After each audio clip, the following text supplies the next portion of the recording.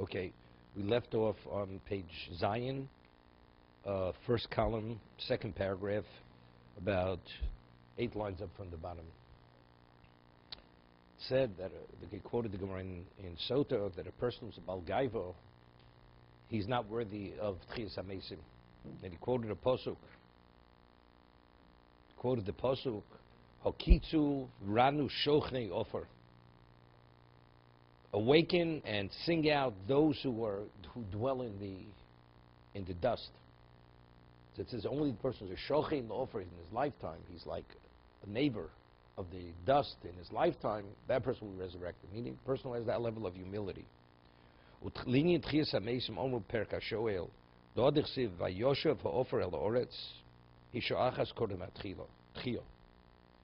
Gemara says that when it says the offer will return to the ground, that's a moment before resurrection.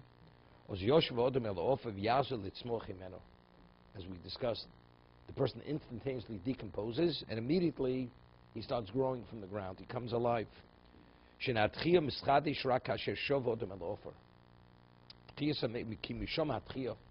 Everything grows. Earth represents growth, life. Everything grows out of the ground. So therefore, when we speak of Tchias HaMesim, there's total decomposition, and then everything emanates from there. Says the whole concept that resurrection is only from the offer. Specifically, he says it's something very deep.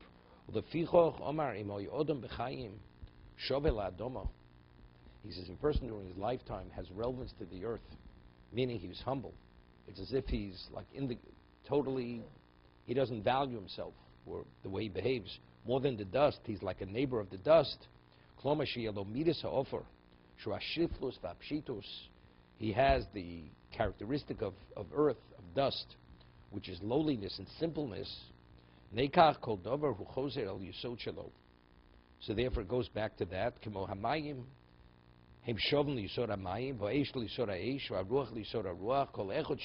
Everything goes back to its origin.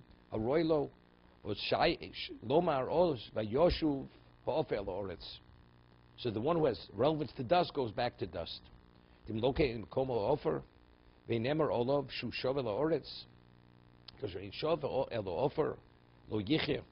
a person who goes back to dust, that may be his location.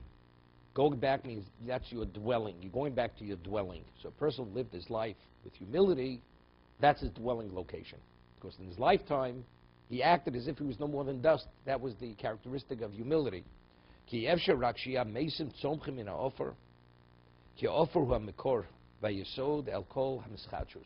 Everything, when God created the earth, everything emanated from the earth.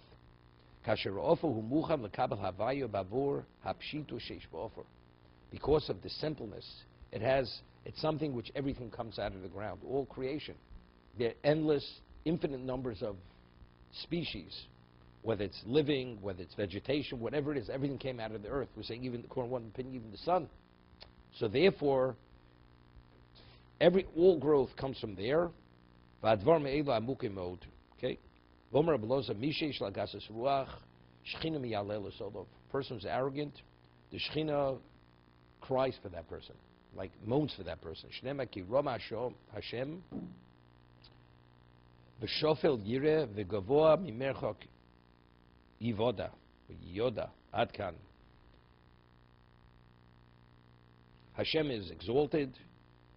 V'shofel yireh, the lowly one he will see. V'gavoa mimerchok yoda, and the one who's elevated, he will see that person from a distance. He keeps that person from a distance. The person who's gavoa, the person who's arrogant. Ad kan pirish doveze ki gasa ruach midoro yotze min haseder olam. He says the characteristic of arrogance is a corrupted characteristic, and it's not within the order of existence. It's something which is like an aberration. Ad shekol kach yotze min haseder olam ad she'ashchinim yaleles al zeh. It's something which is such an abnormality that the Shekhinah is pained for this, that this exists. Quotes the Gemara Chagiga. Person who's a parnas, he assumes responsibility for a community because he's a wealthy man, and yet he uses that as a platform to only ingratiate and to enhance his own ego, only to inflate his own ego. He uses the people, and that's the way he expresses his arrogance, through the community. Hashem cries for that person.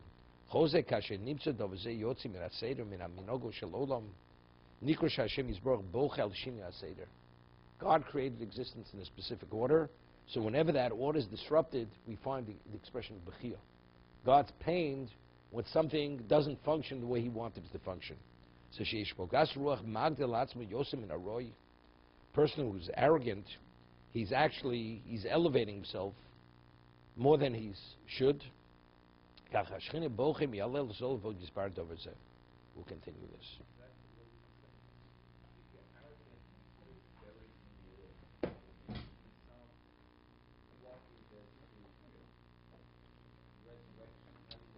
If you put a stone in the earth, the stone's not growing out of the earth. It doesn't intermingle, has no relevance to it. A person, no, he's not resurrecting, because the earth only grows from something which is earth. Something that has relevance to earth grows from the earth. So the person who's humble, he will grow everything, all growth, all existence came from the earth.